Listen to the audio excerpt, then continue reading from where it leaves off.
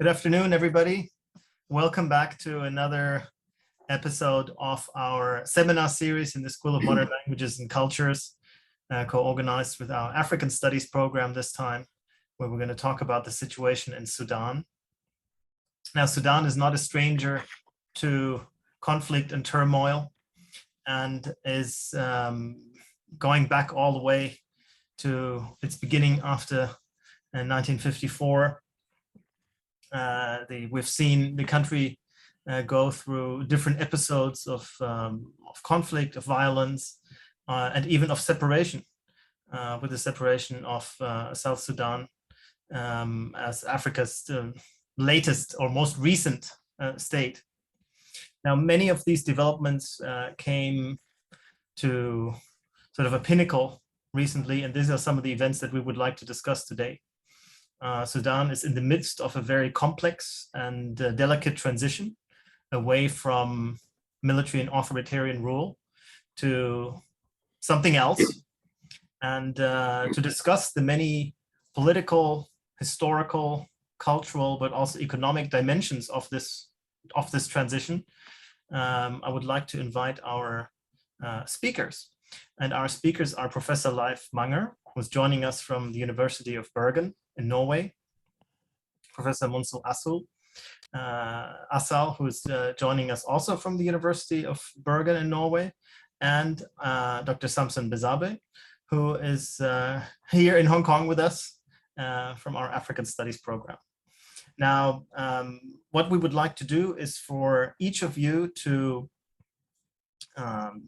speak for maybe 10-15 minutes, and then we can open for questions and make this as lively as and engaging to our audience as possible, because I'm sure there's many different lines of inquiry that they would like to ask. And I would invite all the attendees to either use the Q&A function that they have on the bottom of your screen, or the chat, but preferably the Q&A function is better.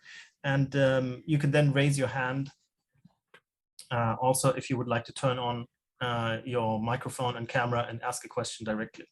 So without further ado, I would like to welcome Professor Manger and Professor Assal to Hong Kong U. We wish we could, of course, do it in person. Alas, you know, COVID is playing us some tricks, but it is great that we have you with us. And I would like now to invite Dr. Bezabe to give the floor to you.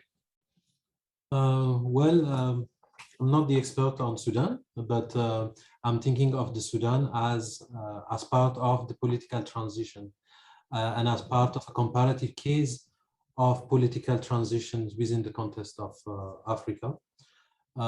So the Sudan is, for me, is very interesting for the comparative perspective that it entails, and particularly for situating Sudan along, particularly within the African dimension, in terms of civil military engagement. So there are a lot of discussions on civil military engagements, and one of the front lines on the Sudan, and I'm sure Professor Leif and Professor Manzul will explore more on this issue. One of the front line, particularly at the current time, is this engagement between a civil body and a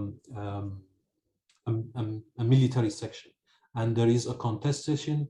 There is a whole set of theoretical discourses that is built around these engagements. And of course, there are moral dimensions to it as well.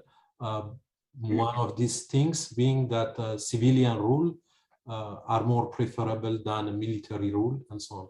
So for me, I'm more interested in the debate. I'm not interested much more in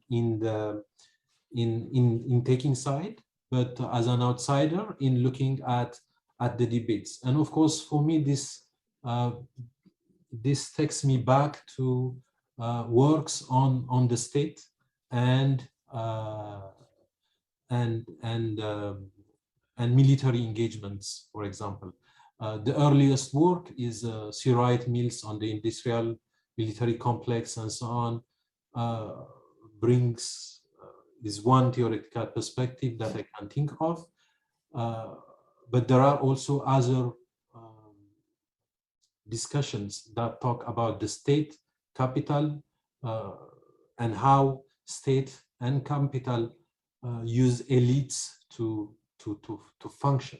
Yeah, so discussions on the emergence of transnational class around the world, discussion of the state as being a container in which labor and capital is organized. All these are interesting for me. In Sudan, of course, these theoretical debates are not on the street. Yeah, so the street talk mostly that we hear from news is this engagement that has to do with the civilian section and the military section. But then I feel that this is inserted within the broader discussion of the state, within the broader discussion of the nature of capital, the nature of this the state at the present time. Yeah. So which model should we follow is, I think, a question that is often asked. Should the military rule or should the civil group rule? For me, the two are very problematic because civil rule can also be a military rule in an indirect form, because capital and the way it functions will need to enlist the elite, and the elite, as we know it, whether it is in the West or in context of Africa, the elites always are functioning as guardians of capital, in a sense that they are not held accountable to the society that they are ruling. So this old idea that there is a state, there is a society, and there is a representative elite which is accountable to that particular society is, I feel, has evaporated around the world, not just in the case of the Sudan or Africa, but in the case of different states. So the welfare state has evaporated in Europe, and so on. So I want to understand Sudan through these theoretical prisms, and try to maybe ask my Sudanese colleague if there are possibilities of looking at Sudan's transition from this perspective, or from this broader understanding of the state or the changing nature of the state, in which the state as we conceive it is not the state that we think we know, because the nature of the state has evolved, the relation of the states and society has somehow been twisted. And in any case, issues of representation and democracy are also embedded in the romantic vision of enlightenment, because the elites are always calculative. People trust them, they give them a romantic vision, and then when they come on top of the state, they always engage in calculation. And this always create a disappointment among the society. So there is a swing between romance, which is given by the elite to come on top of the state, and then there is the calculative side that comes in, and that create this into a tragedy. Of course, this means that this, I believe, is the tendencies that exist in the world. And of course, we cannot have this kind of sweeping generalization and theoretical framework, although it is important. There are always empirical specificity to it. So I acknowledge that, but then there is also this dimension that I keep seeing around states or around political transitions that occurs in Africa. So we have the same kind of enthusiasm in Ethiopia, and then of course that eclipsed now. We have the same situation, for example, in the case of Djibouti back in the 1977, when the colonial state when the colonial state collapsed and independent state was formed. So we have always these kinds of romance that is built on ideas of representation. Yeah, if you have a democracy, if you have a representation, we will have, things will be okay. And some of these ideas have, I feel, has settled in Sudan. So there is a discussion that I see in among my Sudanese colleagues, as well as in the media, which says that if there is a representation system, if there is a democracy now, things will be okay, and the civil group will effectuate this. But of course, not everyone supports this. Then there is also the other side. So my question is, will Sudan be an exception? Can we talk of a Sudanese exception in the future, in which the problem of the nation state, of the elites, of capital, and so on, and issues of representation, the Enlightenment model of politics, or the game of politics as we know it, which started in the Enlightenment period, can be tamed and can be used in a more productive way. Yeah. So I'm in doubt with that, but this is an open possibilities. But I feel that the discussion on Sudan should be inserted within this broader perspective. And if we insert it in this broader perspective, that has to do with the nature of capital, with the changing nature of the state, and also with how modernity, particularly colonial modernity, and this representation has started. And if we engage in a comparative perspective, I think we would have a better understanding regarding the Sudan case, and not only regarding the Sudan case, but the cases of various states in Ethiopia, including the various states in Africa, including the one that we are having in Ethiopia. So this kind of perspective, I feel, will lead us away from activism, which has come to the front in various political transitions in various states in Africa. And it has its own good side, but then it's also problematic because the activism that we see is not theoretical in a way, or it does not attempt to look at the broader comparative theoretical perspective. Yeah. So Sudan is interesting for me for this case, but I feel that the Sudan case should be placed within a broader framework, and Sudan now, what I think, is experiencing another moment of transition, which is romantic, but if it passes this and people achieve what they think, I don't think there is an end to the tragedy. Yeah, thank you. Thank you very much, Samson. Next is Professor Leif Manger, and no, can you start with? Sorry, can you start with Mansour? Oh, with Mansour, okay. Yeah. Let me just see. So next we have Professor Mansour Assal, who is Professor of Social Anthropology at the University of Khartoum and currently on a fellowship at the University of Bergen. He's trained as an anthropologist and has published widely in the fields of anthropology with a particular focus on Sudan, picking up on many issues regarding issues like diaspora, internal migration, brain drain, and identity conflicts. So, we will benefit greatly from your expertise, and I would like to invite you for your comments. Thank you. Thank you very much, Samson, and thank you very much, Nolan, for this. Thank you, Samson, for the very insightful and interesting points, theoretical issues that you touch on, and I feel I very much relate to your perspective. because the three of the key things that you mentioned are already there, I see, in Sudan. And the first one is that the state is not the state that we know. Absolutely, this is the case. The second thing I also agree with you on is that the behavior of the elite becomes different when they ascend to power.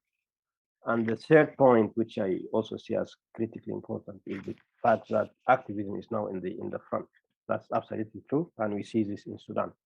We see it in the behavior of the so-called the civil society and the street and all of that. If you follow those who are taking to the streets in Sudan, you can actually they are the one who dictate the how things should take place, and actually the government of the day seems to be acting in a reactive way to what this activism is pushing. So I will try to be very empirical, so that something you could try to make sense of the empirical stuff I will present, to see where it fits in the perspectives that you try to popularize. And of course, life will come also after my talk to probably make sense of that.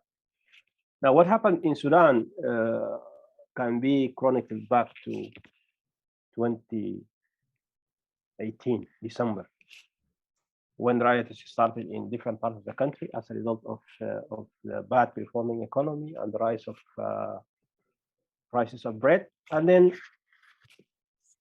2 weeks down the road, the slogan was changed from dealing with the economic problem to asking or demanding that the president steps down.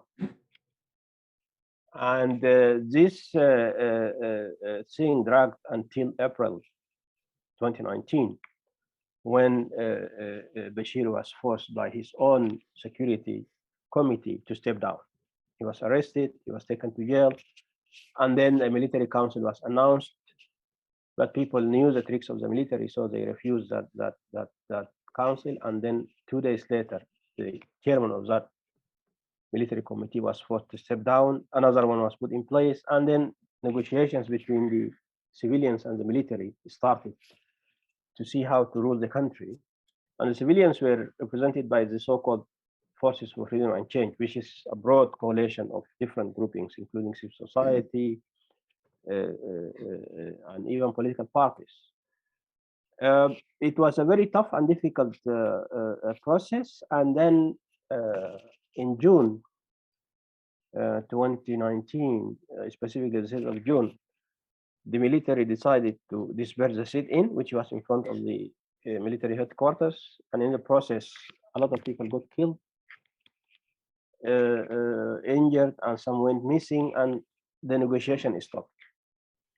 The AU and the IGAD intervened, tried to convince the parties to get back to the negotiations, and they eventually got back. They started talking again, and in August, they arrived at a deal, which was named the Constitutional Declaration, that was signed between the military and the civilians. And it is just a power sharing kind of deal. And then we had a civilian prime minister, Abdullah Hamdok, who came to office in September 2019. And then things started, and at the time people were quite optimistic that this is the path, and Sudan is going through a transition, and that eventually we will end up having transparent elections at the end of the transition, which was said to be 39 months. But then things were not as rosy as they are. Problems started. Hamdok had to dissolve his first cabinet under the pressure from the military, and then we had the Euba peace agreement, which was a deal signed with the Sovereign Council, which is dominated by the military, and new players who used to be in the peripheries came to Khartoum, and they became part of the new cabinet. So while the first cabinet was made up of technocrats, the second cabinet of Hamdok was made up of politicians, political parties, and this armed group who signed the agreement with the government. Now, the involvement of those who were taking arms in the cabinet brought problems, and then things started to fall apart. the military was supposed to relinquish power to the civilians in November 2021, because that was part of the constitutional declaration that was signed in August 2019. But because the military didn't want to relinquish power to the civilians, they started making problems. They started sabotaging the civilian government. And we saw the problems in the east, blocking the port, making barricades and all of that. And eventually, all this culminated in the October 25th military coup that dissolved the government, arrested the ministers, including the prime minister, who was put under house arrest. And then 3 weeks later, under the pressure from the Sudanese and the international community, the military decided to allow the PM to come back.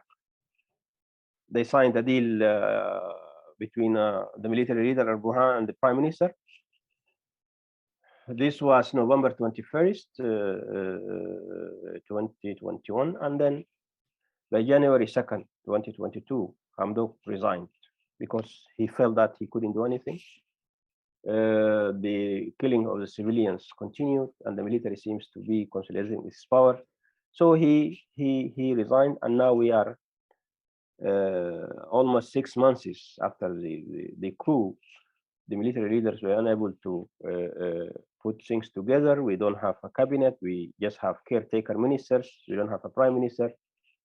The international community seems to be quite reluctant to support the government. All the economic reforms that were undertaken by Hamdok seems to be falling apart. The Sudanese pound is crumbling. You know, we are back again into the evil circle that we succeeded to get out of in April 2019. Now, just to give you a bit of a historical perspective, Sudan has had 3 transitions. The first one was in 1964, when the Sudanese people deposed the then military leader, General Ibrahim Aboud. And then that transition was followed by a multi-party elections. We had a civilian government, but it didn't live for long. There was a military coup in 1969, which brought General Nimeri, who ruled the country for 16 years. We had the popular uprising in April 1985, where Nimeri was kicked out. And then we had the second transition.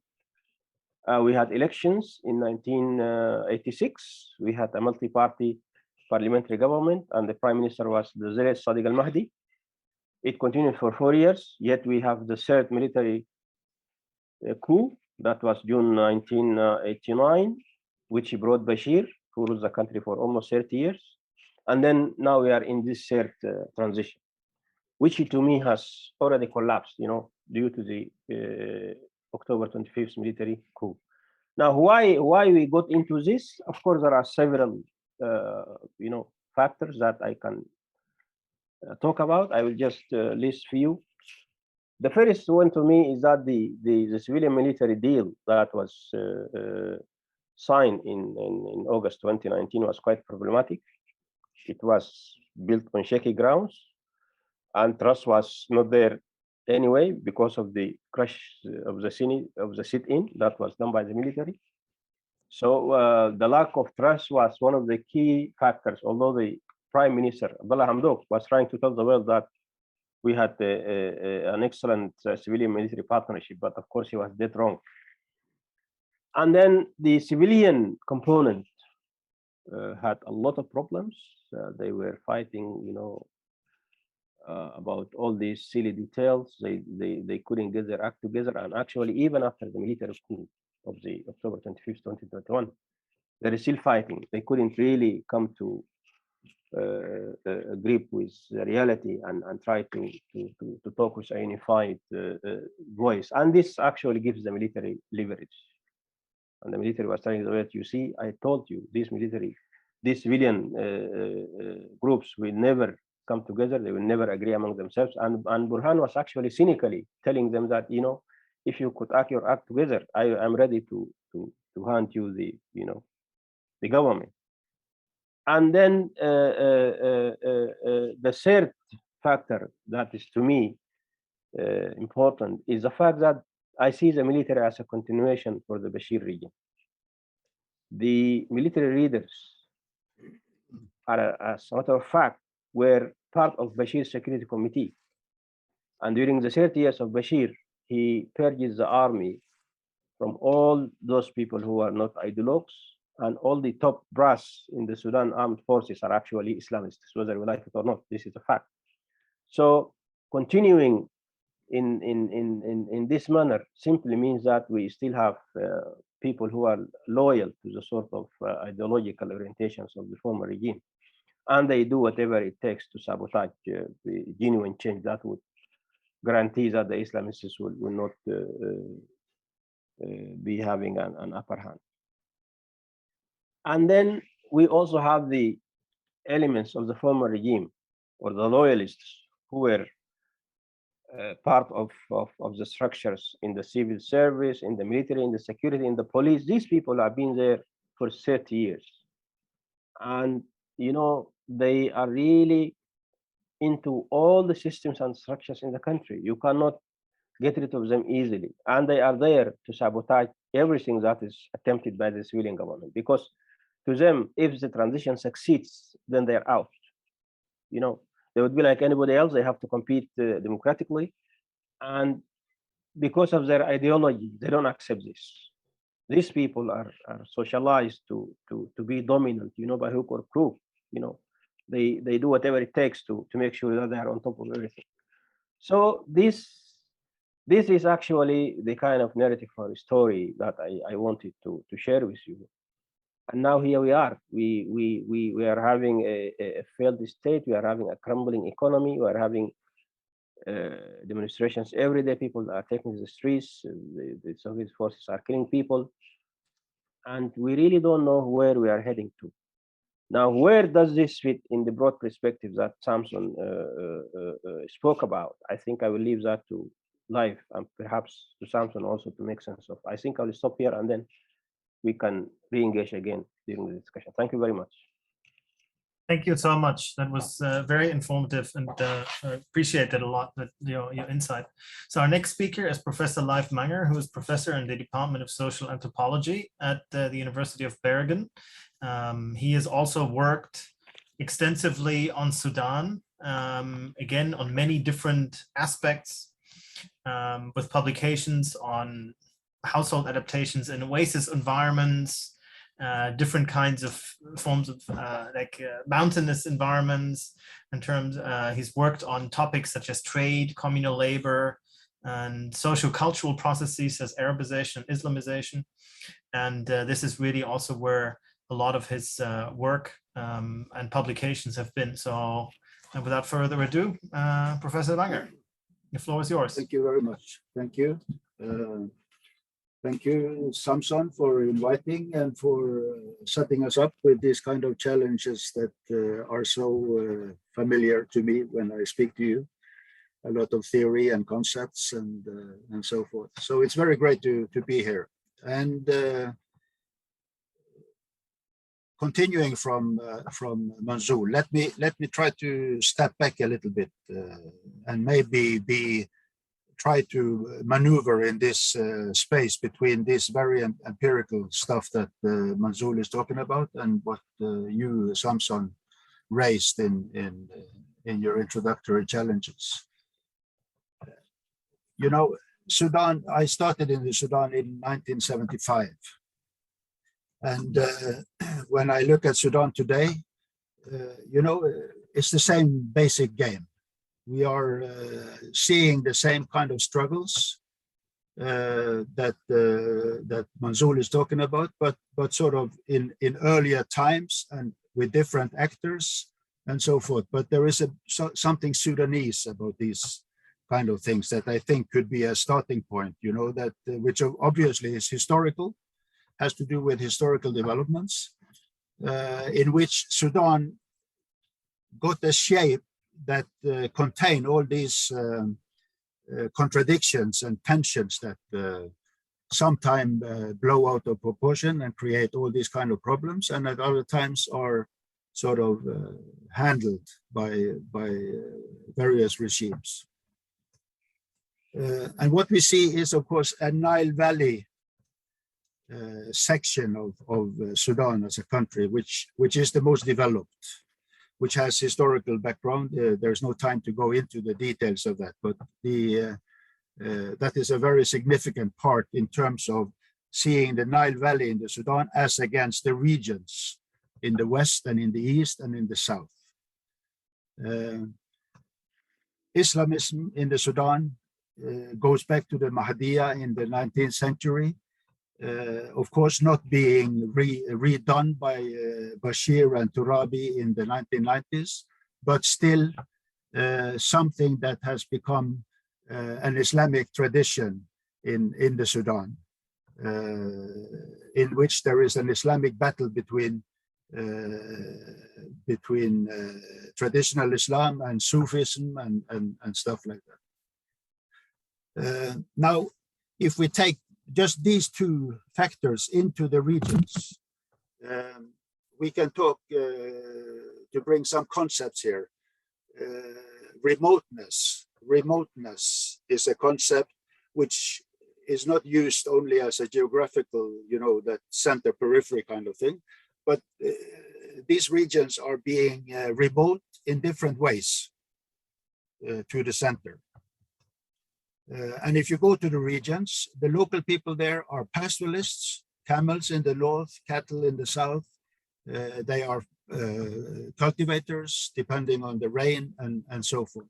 There has always been tension between these groups in the Sudan because of drought periods, because of trespassing into cultivated areas and all the rest of it.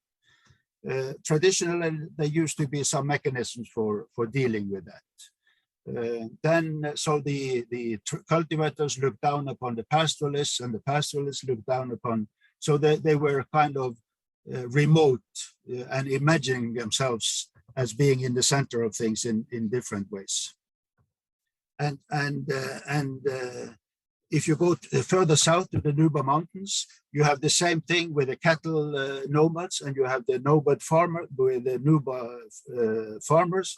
But now the remoteness has been given an added dimension, which is civilizational. So the Euba becomes non-Muslims, infidels, slaves, stuff like that. Also people in the southern Sudan, whereas the northern tribal groups, who are sort of in terms of adaptation pretty similar, they are Arabs and Muslims and so forth. So just by using these kind of words, we are approaching some of the civil wars, of course, that you all hear about in the Sudan, with the north versus the south and so forth. So you have a basic sort of issue here, which can be ethnic, it can be religious, it can be based on adaptations and so forth, which creates a complexity. When you take that complexity into different types of regimes in the Sudan who are trying to handle this kind of complexity, of course, we end up with again a historical line with colonialism, the British colonialists trying to control the regions by native administration, by giving power to tribal leaders and so forth. Something called closed district ordinances, in which they try to organize this remoteness in different ways in space. Suddenly, in independent Sudan, these kind of things blew up. People didn't accept them anymore. So the Euba started to object, the Darfurians started to object, but of course the big objection came from the south. First with the first civil war, and then the second civil war, and it sort of went on and on. In the first civil war, everybody thought that this is something the Southerners are doing. In the second civil war, what we see is that the north of Sudan was also blowing up, exploding, because in the first war, the ideology of Arabism, of Islamism, the Islamic context and so forth, seemingly kept the north together. Whereas the south were sort of rebelling against that. Of course, what happened in the Second Civil War was that the Nuba and the Blue Nile areas joined the south, and the east joined the south, and there were rebellions in Darfur also that continued also into the different groups that created the dramatic Darfur situation later on. So the north of Sudan also exploded. And of course, the regime was sitting, handling this kind of thing. And now we are into the regime of Omar al-Bashir that Manzoor was talking about, coming from 1989. They, in the 90s, they try a very radical Islamic approach. They tried to Islamize everybody and to create sort of an Islamic state and so forth. But that ran out of steam towards the end of the 90s. And Turabi, the ideologue, was taken out. And then Omar al-Bashir continued with a more military-based thing.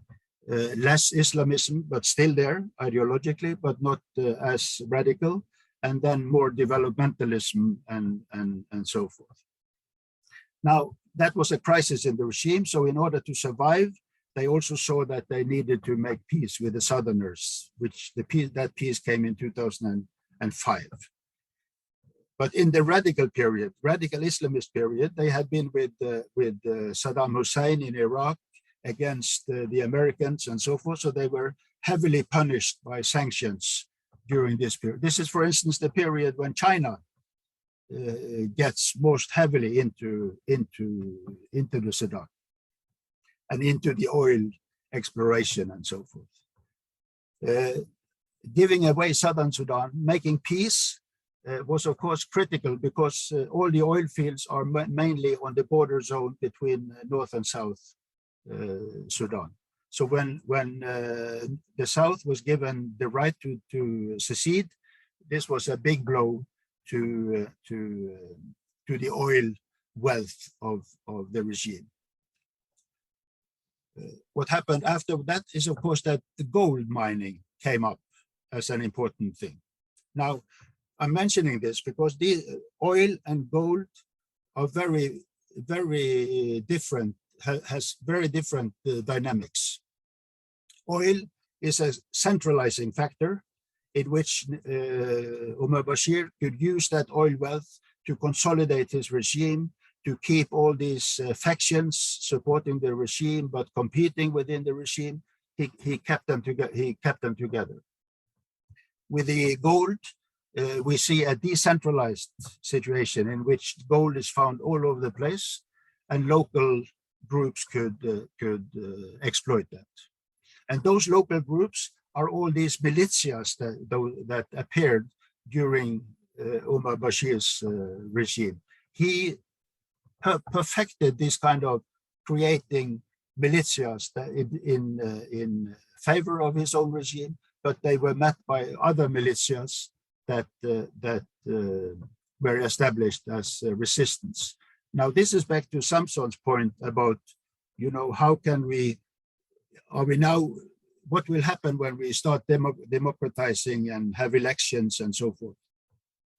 Even if we go down that lane, liberal sort of Western kind of lane, we are still left with all this chaos out there in the regions, with all these militia groups and so forth.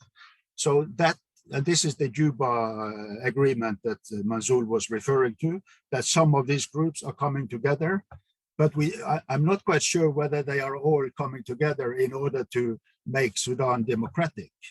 They are probably coming together in order to make sure that they are benefiting from whatever comes. And of course, Hemeti, this guy who is now number 2 in the regime, is a typical example of this kind of process. A Darfur guy from a pastoralist group gets into the Janjaweed that we all have heard about, becoming number 2 in the Janjaweed, breaking with the Janjaweed, establishing his rapid defense forces and becoming a part of the Sudanese army, and then further strengthening his position because of the migration problems with all the refugees passing through Sudan, going to Europe. He gets funded from the EU, the Khartoum process, in order to stop all these refugees. And he becomes a factor on the national level in Sudan. Economically, he is controlling some of the most important gold fields in Darfur. And because of his political relationship, he can smuggle and he can benefit from those kind of things without the limits that a lot of other people have. Now, this is very confusing. And this is what the regime that Mansour is talking about is trying to do something about. How can we rule, and now I'm talking outside Khartoum, because I think we talk a bit too little about these regions outside Khartoum. It becomes a lot of this street dynamics in Khartoum. And of course, it's relevant because of the urbanization processes and all the rest of it. But in order to, in my thinking, in order to sort of get a sense of what is going on in the Sudan and what are the options, Norway is very much involved in the Sudan and was all the time during the civil war. And I used to work as a consultant on some of these peace negotiations and stuff like that. So Norway has a typical Western approach to solving the problem. Peace more than justice, elections, and so forth. The transition, as a stable transition, that seems to become more and more difficult to get.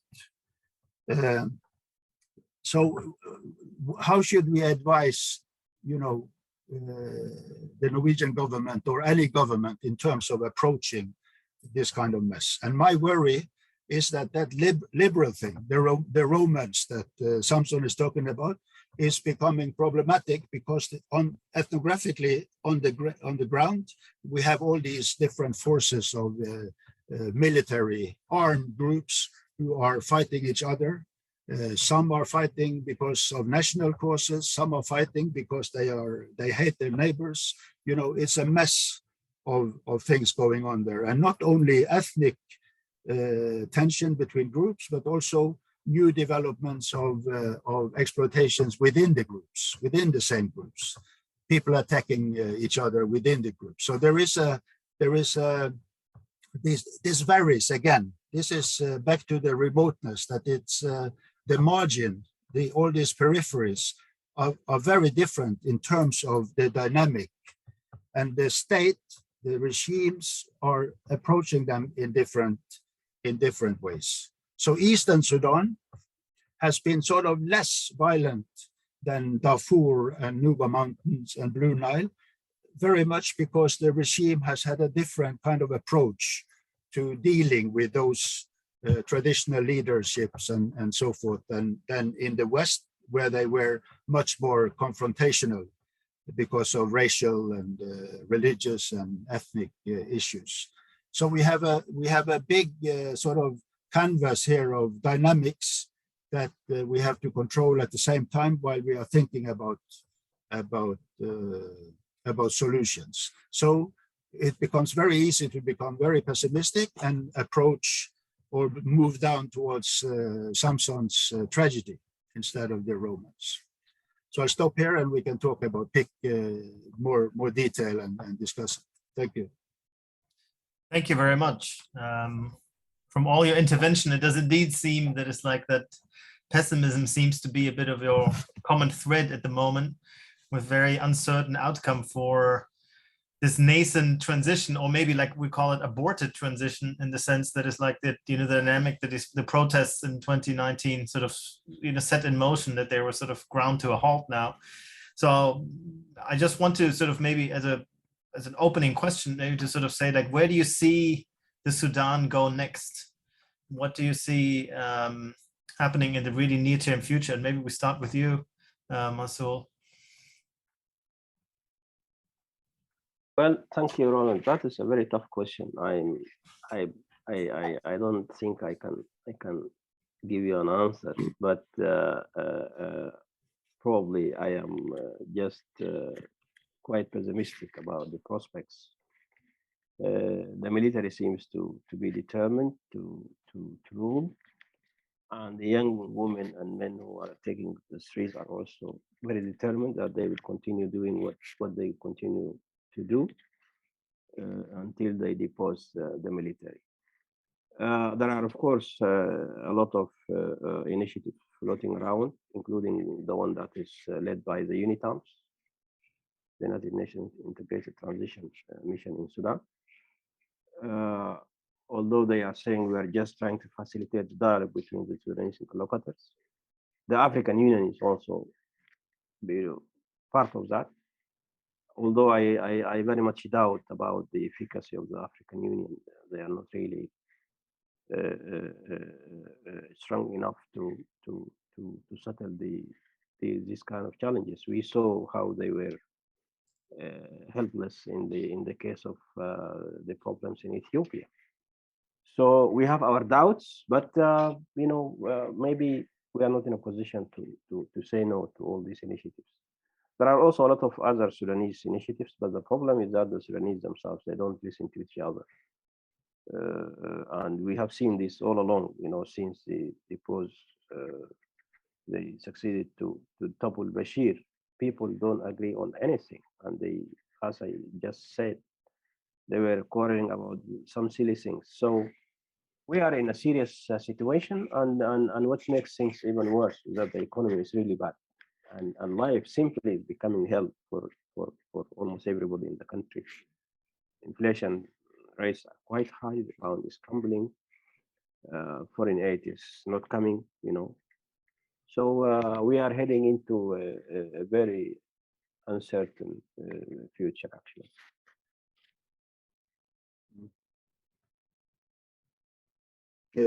Shall I say something? Please. I think, we should also, now we are talking sort of internally to this about the Sudanese situation, but we should also open up to a more international relationship kind of situation, and particularly in connection with that kind of question, what is the future? Because here we have all these facts, and that is also bringing more chaos, it seems, right now, rather than in the Cold War, these things were stabilized somehow because there were two big blocs against each other. Now you have the Indian Ocean kind of situation coming in here with the Gulf countries, with Saudi Arabia. You have Egypt, so you get the Red Sea kind of situation with warships visiting from America, from Turkey, from wherever they come from. If you go to the other side, to Chad, you are getting close to the fight against terrorism after the collapse of Libya. If you go to the south, you also have a collapsing South Sudanese state. So there are all these kind of external forces that are not going in the same, they don't agree at all about what will be the future for the Sudan. So they are pulling, they can also support different factions within this kind of chaotic situation. And of course, the Ukrainian situation now is just illustrating what kind of world we are in, and how that kind of confidence that is required in order to get some shape out of these complexities right now is kind of problematic to see. There's probably also the follow-on effects of the rise in food prices, like we're probably going to exacerbate the situation. Of course, what happened in the Sudan, the Ukrainian and the Russian exports of grains and wheat not coming through. Well, of course, Sudan has a great agricultural potential. So what you can get there is more of this land grabbing process that is going on. Where international capital from Saudi, from the Gulf, from Egypt, from Malaysia, they all come in and get access to land areas in which the government is helpful in pushing out the local people and adding to this kind of crisis. So this kind of food politics is extremely important right now. Thank you. I would like to open to all kinds of questions, and I would like to invite our attendees to use the Q&A function or to just raise your hand and turn on your microphone if you have any questions.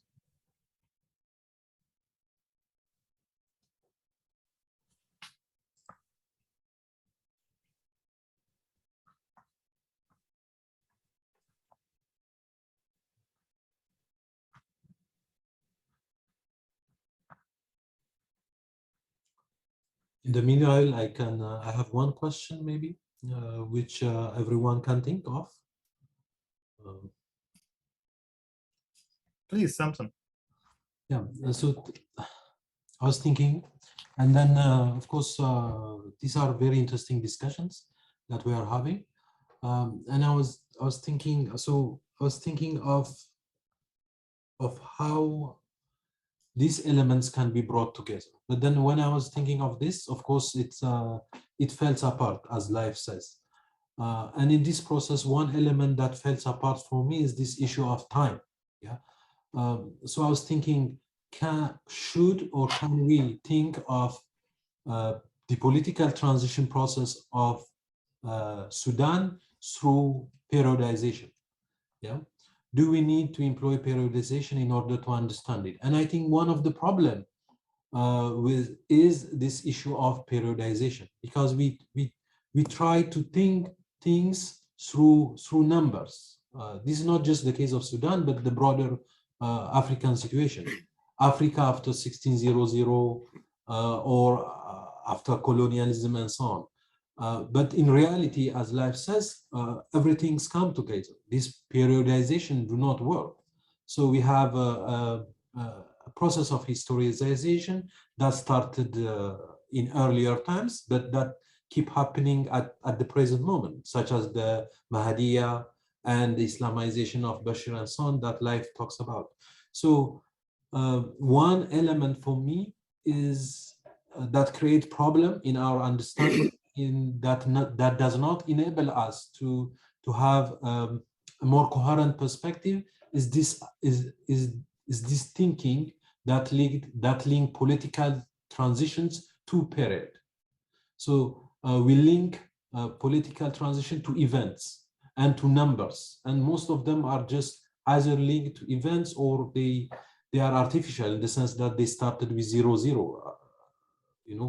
and so on. But life is more complex, and there are different elements, there are different temporalities that crowds at the same time. So we might think of a colonial period as passé, but then we have the colonial in the post-colonial, and the post-colonial is of course not the colonial. The future also comes in this process, as there are many groups who think of visions of the future and try to bring them in. So one of my questions and dilemma that I have is that should we think in terms of periods when we think of the political transition of Sudan? Is it helpful? In my thinking is that it has its own values, but it creates more harm than it creates more harm for our understanding. I think the underlying assumption of this periodization and so forth is, of course, the bias of kind of an evolutionism in our thinking about progress and so forth. So that sort of we have this notion that things are moving, there is a progress and a takeoff in terms of development and so forth. So that we are sort of moving towards something. And it seemed, particularly in the Second World War kind of world, that we were settling some of the old problems and we were moving towards something. You know, Fukuyama's End of History and all the rest of it. So there is that kind of bias in our thinking. So we are not prepared to see the implication of no periods that are moving anywhere, but basic games being replayed because they are not identical. They are very different, coming up empirically in different periods, but they are sort of versions of the same games. And sometimes they explode, like Ukraine now, or Sudan, in civil wars, or right now with the coup and so forth. At other times, things seem to be okay, at least from the perspective of the Western media, but the low intensity warfare and low intensity kind of violence is going on, because the game continues, but sort of it is not heated up at that. So your point, Samson, about leaving out. I mean, we have to talk about history. We have to, there is something, some truth in historical developments and so forth that are very important. But of course, it mustn't sort of become a prison in which we are assuming that history is moving. These things are being shaped as we go along. And of course, I mentioned Norway and all this thinking about democracy and elections. That is a typical kind of thinking that is assuming that if we start doing those kind of things, we are improving something.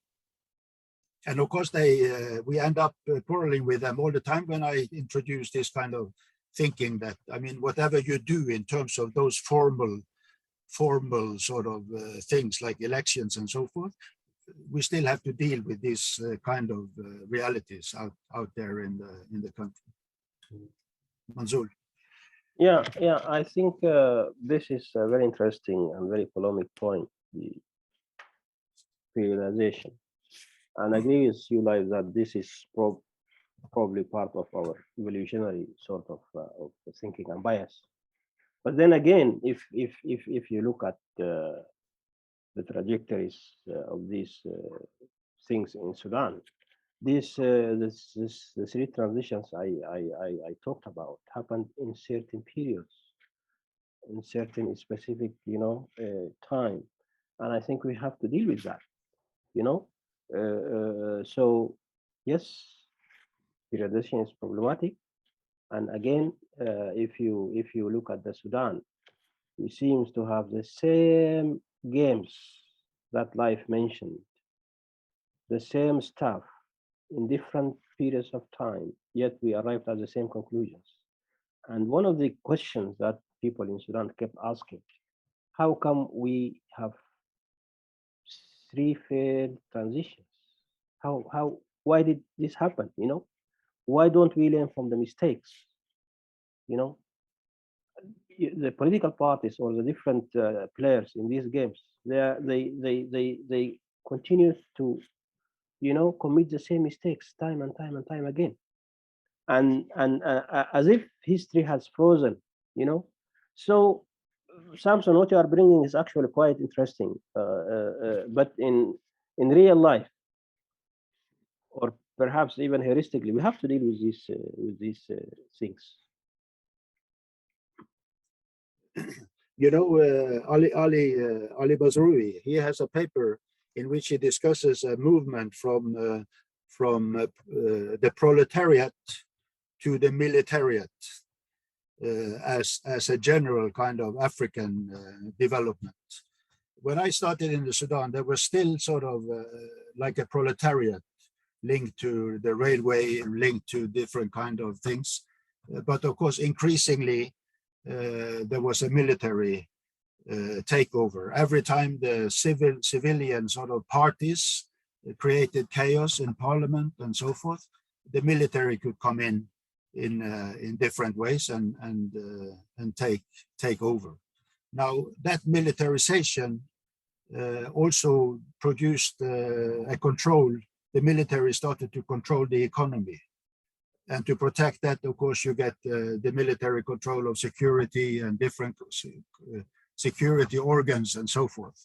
So at sometimes it looked like they were creating a stronger state. But then the state evaporated kind of into different, like I said now, with oil versus gold is a typical kind of metaphor for showing this kind of collapse in the unity of the state. So the state can be many things. The state is in one sense a member of the United Nations, and they are running to all these conferences and being sort of a state-like thing.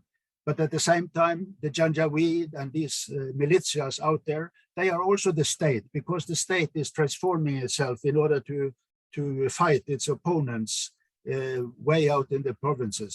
So the state, this is of course the collapse of the nation state and the collapse of the Weberian state and the emergence of a new sort of a state that we saw in earlier centuries, in which the state was much weaker and had to fight the forces in all over the place.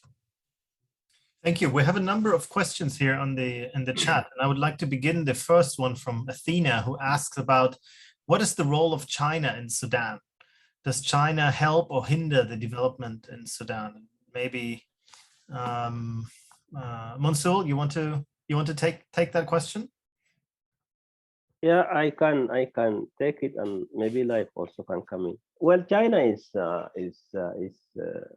country that follows its interest. It really doesn't care whether Sudan develops or not, and we have seen this in the different African countries.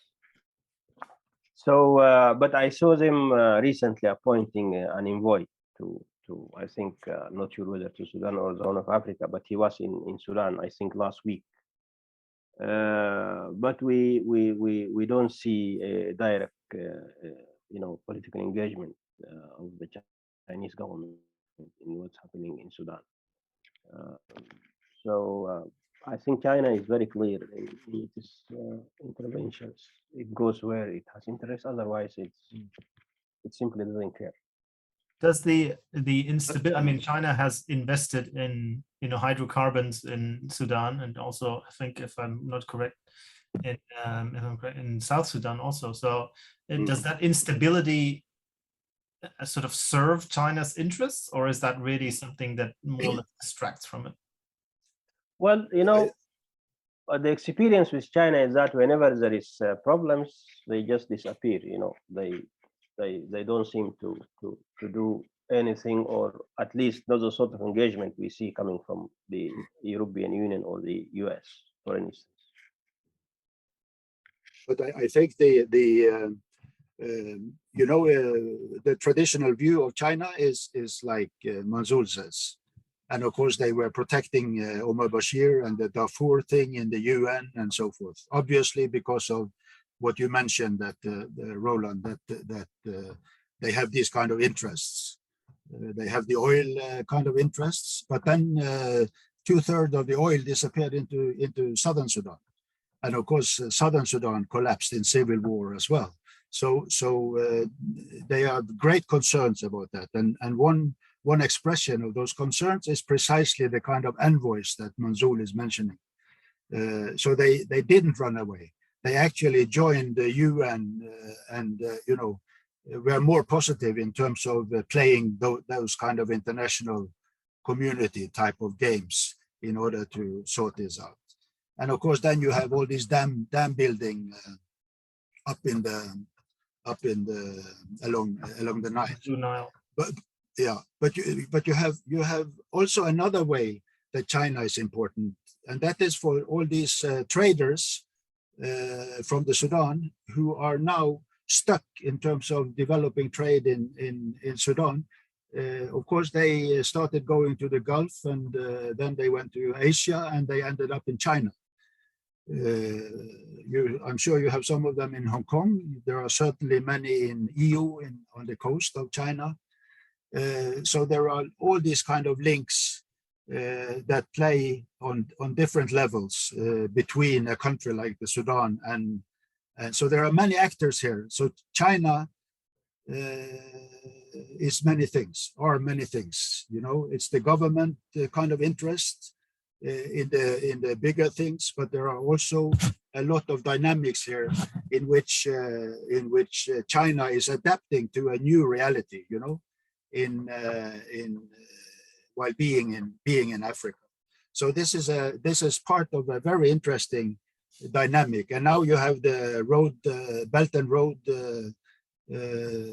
process going on. I mentioned the Indian Ocean thing, and of course China gets involved in those kind of things by being interested in all these port cities, you know, in Pakistan and Sri Lanka and in Djibouti and also into the Red Sea. So as things develop, China gets involved.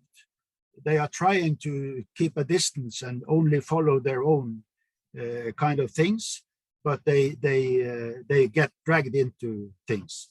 A couple of years ago, Mansour was a director of a place, and he invited me to talk about this kind of relationship to an audience where several embassies, African embassies and Chinese embassy, they came. You remember, Mansour? And of course, right. What was particular in that meeting was the way all these African embassies were praising the Chinese engagement and being critical to the old colonial powers and so forth. So there, you know, we are still in these kind of games, you know, in which colonialism is over, but there are memories from the past, and they are looking for chances into the future. And China is increasingly becoming an actor in those African contexts. Thank you. We have another question here. There was one with a couple of more. So I think Masul just answered one on Omar al-Bashir, with two more. One by an anonymous attendee saying, it seems that American style of democracy has failed in African countries, including Sudan. Any postulation? Is this, what is the Sudanese case with this pattern of these repeated periodic aborted transition tell us about the prospects for, you know, multi-party democracy to get hold in Sudan, and also maybe a little bit more widely in the region? I mean, we've seen a number of sort of like setbacks when it comes to coups and things like that in recent times. Yeah, I think this is a critical question.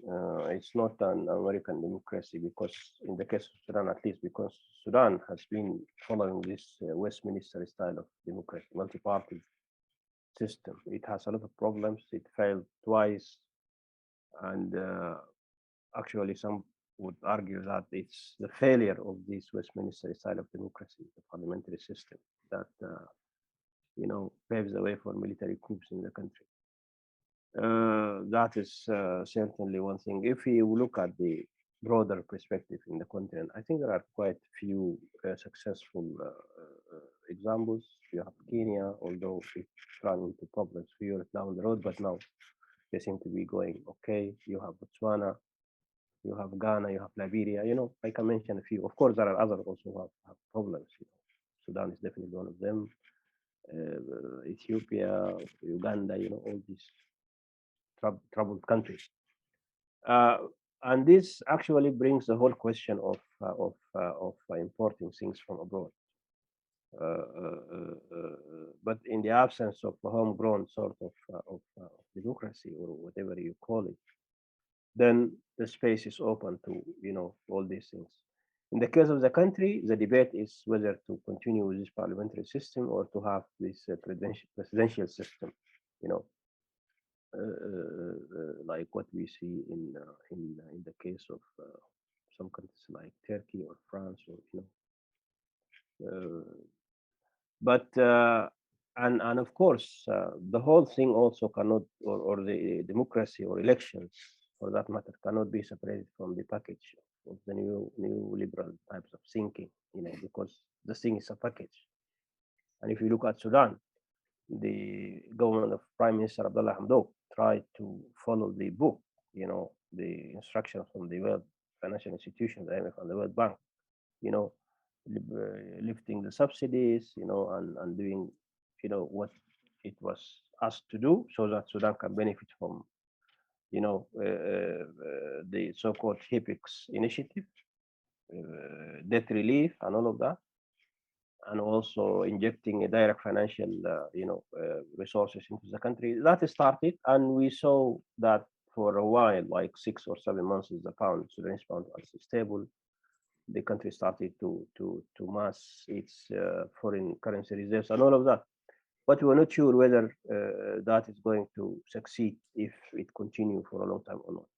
So this is something that we need to look at in broader perspectives. It's not only a matter of organizing elections or not. It's a package, whether we follow what comes from abroad or we develop our own systems. We have one more comment question here from Jeffrey, who says, "Thank you for the talk and everything. This is really depressing. Just want to ask that suppose there is a way out for all the chaos from Burkina Faso to the Central African Republic to finally have some positive prospects, from what or whom might these possibly originate? Could the African Union, for instance, play some role in this?" So, like maybe zooming out a little bit bigger to the wider Sahel and Horn of Africa, and who could engineer or help to engineer a solution to some of these conflicts, including the one in Sudan. And maybe, Leif, you've alluded that Norway has tried to play a mediating role in this before. And I mean, to be fair, I mean, there also has been some sort of success in, at least in the peaceful arrangement of the division of the two Sudans, which was a negotiated deal. So who could play this role, maybe? Yeah, well, let me just say a few things, and then Leif and Samsung may maybe also come in. I think we have been hearing this slogan, African solutions to African problems. And this is something that has been propagated by the African Union. And now I see that African leaders, some of them at least, including Abiy Ahmed, the PM of Ethiopia, has been saying this. But on the other hand, we have seen how lethargic and how ineffective these African structures are. The AU in itself is having a lot of problems. The different regs, you have ECOWAS, you have IGAD, you have SADC, you have COMISAN, and you have the East African Community. All these have a lot of problems. For instance, the IGAD, where Sudan is part, it like every country is having fights with its neighbor. Eritrea has problems with almost everybody. Ethiopia has problems with Sudan and Somalia, and they cannot see eye to eye, So it's really difficult to see how these be, and of course, the ECOWAS was the one in West Africa was seen to be a quite successful one, and now it has a lot of issues. The coups in Mali, the coups in other countries in that part of Africa, and they don't seem to really be able to do a lot of things there. And to put this slogan, or to make it operational, I think it needs a lot of work. And now the AU is saying that we need to have African solutions to African problems. But apparently, from money coming from somewhere else, they don't put resources. So we have challenges, and I'm saying this because in the case of Sudan, when the UNITAMS started this initiative, the African Union was pissed off. They were very angry. They actually tried even to stop the whole thing, accusing the UN of bypassing the African Union, not talking to them.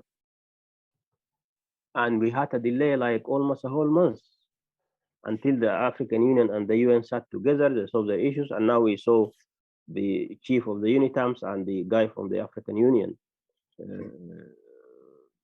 holding a joint press conference saying that now we are working together, So unfortunately, I maybe I am a bit harsh on the African structures, but I see them as quite ineffective, organizations to deal with these challenges.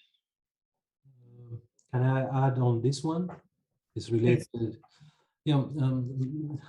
My take is I have a bit of a critical take on this idea of African solution to African problems. The question, so on its surface, it can appear like that, but to what extent is this idea of African solution to African problems is in itself an African idea? Because we know that this African solution to African problems started emerging after what happened to the US Army in Mogadishu, the Rwandan genocide, and so on. So it has peacekeeping in Africa, for example, has its own history that is linked with the failure of direct Western intervention in Africa. Yeah.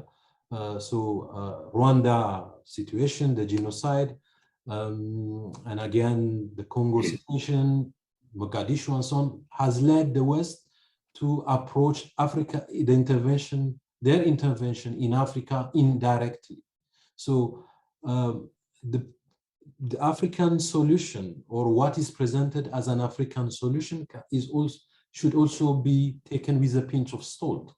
Yeah. So, for example, if we see these peacekeeping missions, the training facilities and the money for these peacekeeping missions, does not come from Africa. It's from Western bodies. So I wish it would have been like that. I wish there was an initiative, institutions, and so on that were developed to present an African solution to the African problem. But this in itself, I feel, is sort of hijacked because it became a motto that is put up front, but used for different forms of intervention within the continent. If I may add, I think, the problem is not African. Maybe the problem we are talking about is the problem of nation state as a historical formation, that solved some problems historically.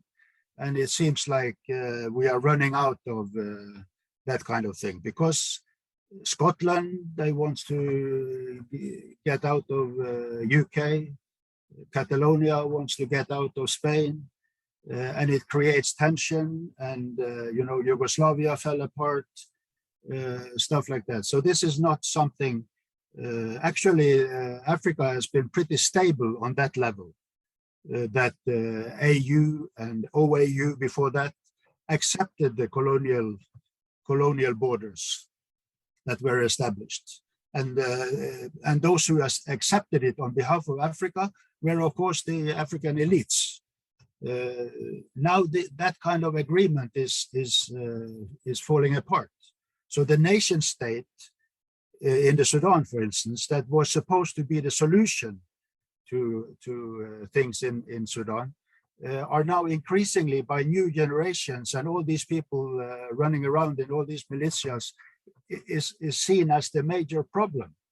And maybe so the problem is not sort of the political transition in the Sudan, but it should be lifted up to a broader transition, which is more like a historical transition, where how do we solve these kind of issues of sovereignty within the nation state. And of course, this is here, China is very determined that, sovereignty and the right to any country to deal with its own problems, whereas others are more trigger happy and go for interventions and stuff like that. We don't know the answer to this. It will develop. We can discuss it on different levels. And of course, we should never forget the lowest level, ordinary people. Those pastoralists in the Sudan, the cultivators in the Sudan, the small traders, everybody, women and children, this is another kind of romance coming from, because we are anthropologists perhaps, but there is something here that life goes on. People are still pastoralists, people are still cultivating.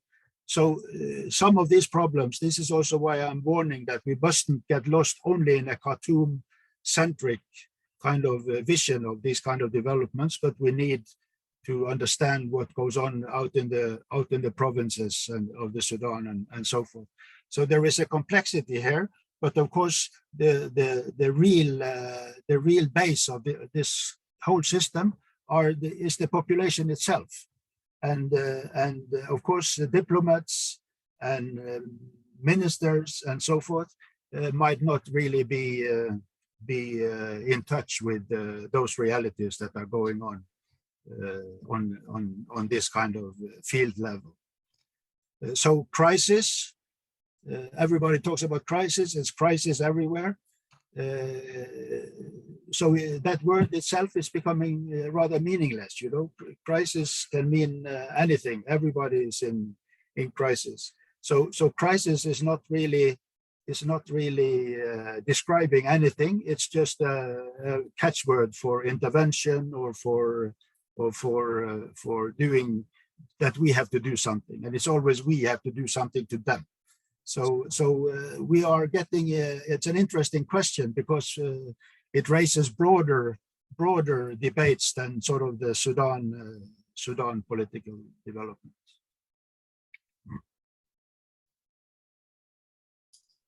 All right, thank you very much. So do we have any last questions from our attendees? Maybe we have time for one more. Anybody?